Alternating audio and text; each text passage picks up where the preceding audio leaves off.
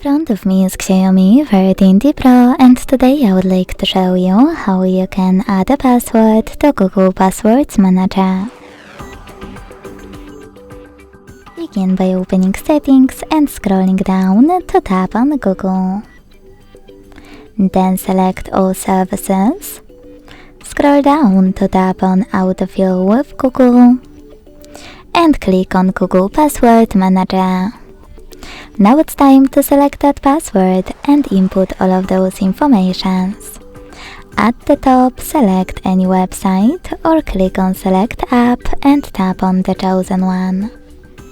Then enter your username, email or phone number,